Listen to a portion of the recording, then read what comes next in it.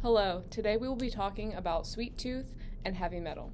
Our team number is 1001. My name is Kyla Covato, and my teammates are Megan Kwiatkowski and Mitchell Livengood. Our coach is Dr. Kimberly Williams, and we are from Duquesne University in Pittsburgh, PA. Some dark chocolate. I sure hope this doesn't have heavy metals in it. Oh, my chocolate. We chose problem A, entitled Sweet Tooth and Heavy Metal. Recent studies show that some chocolate products may have high levels of heavy metals, such as lead, cadmium, and arsenic. Consuming these chocolates can lead to a buildup of heavy metals in the body, which can become toxic and lead to kidney dysfunction and gastrointestinal problems. We will construct a model that will track the long-term dynamics associated with heavy metals levels in a person who consumes contaminated chocolate. We will model short-term effects, long-term patterns, and yearly fluctuations such as birthdays and holidays. Before we jump into our model, we'd like to highlight some of our assumptions. Our model will analyze the average healthy American child with no dietary restrictions. We will assume that the half-life of metal within the body is the same for any age. Dark chocolate will be the only pollutant in the environment, with all other sources of heavy metal set to 0. There will not be any changes in the amount of heavy metals in each serving and no change in the rate of consumption. Chocolate consumption per week will be directly related to chocolate sales per week, and chocolate consumption around Easter and Halloween will be similar. Hello, I'm Mitchell Livengood. Here we have sales data for candy by week. This provided the baseline for part of our equation. Assuming that sales would correlate directly with consumption, we made the decision to normalize this graph based on the median sales data. The graph unfortunately did not contain an entire year's data, but looked like exactly what we needed. We took the peak from Halloween and applied this to Easter dates in mid-April, given that a quick Google search reported the two holidays had similar sales data. We also copied the flat range of the summer back until it matched the end of the Easter peak, given that not much chocolate is purchased in that time frame.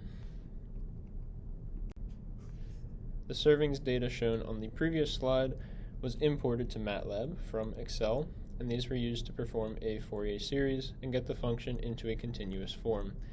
At first we used a simple sinusoid function for proof of concept, but the Fourier series matched up well to the graph. Spikes are not precisely matched at their peaks, but the distribution works to smooth out the consumption data. The whole purpose of this model is to find heavy metal buildup in the body, and in this table we have the heavy metal contamination rates for each of the metals. We decided to explore mean and median per serving, as well as the California Proposition 65 limit and the maximum tested value. All the values were in micrograms per serving. Here we have values for contaminants in each serving and values for each contaminant's excretion constants. If something was to be changed with the servings, the median values were used in the modeling. We used an exponential decay form, as this models the body's remaining contaminants well. Take note of how much smaller cadmium's decay constant is. This will be very noticeable later. These decay constants are based on the half-lives that you can see on the screen here. Lead has a half-life of about 25 years in the bone. Cadmium has a half-life of about 13.6 years in excretory fluids, and arsenic has a half-life of about 12 days in the body tissues. These were used to calculate the lambda values above, and they were inserted into the exponential decay formula on the right, where n0 is the initial value and n is the value remaining.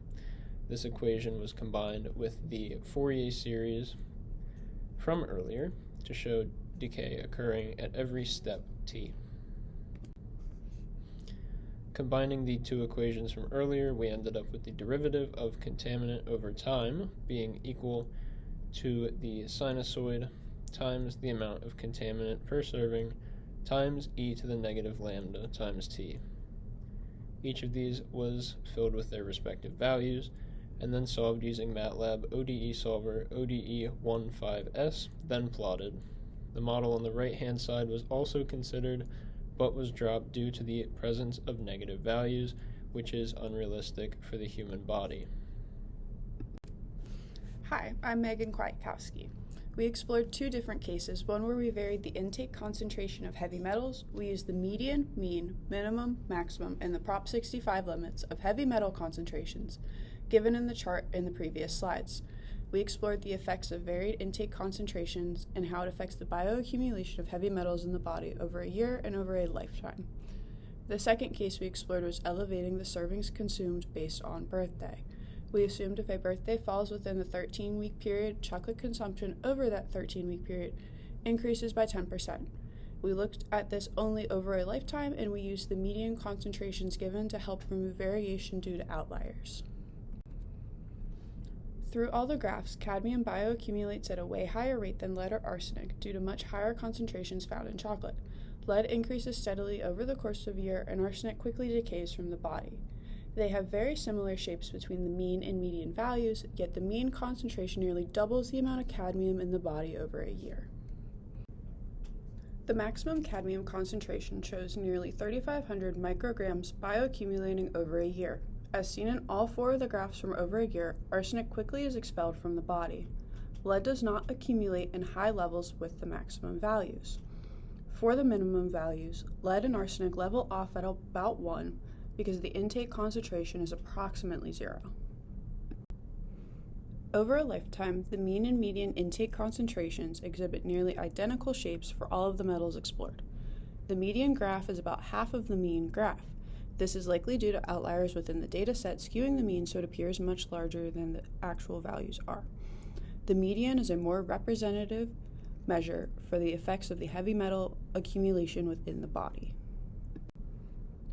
Eating chocolate with the maximum amount of a heavy metal found led to a bioaccumulation of nearly 45,000 micrograms, which is 45 milligrams of cadmium buildup over an entire 80-year period.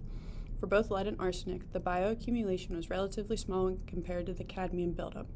This increase in cadmium buildup is due to the much larger concentration found within chocolate when compared to lead and arsenic. Lead has a much longer half-life, yet the larger concentrations across the board led to a much higher bioaccumulation of cadmium in the body. The California Prop 65 limit yields similar results, yet the high allowed concentration of arsenic shows how it accumulates and becomes a constant amount over time. The cadmium and lead buildup varies over a lifetime, falls between the mean and median values as seen in the previous slides, which makes sense since the Prop 65 limit concentrations fall between these values.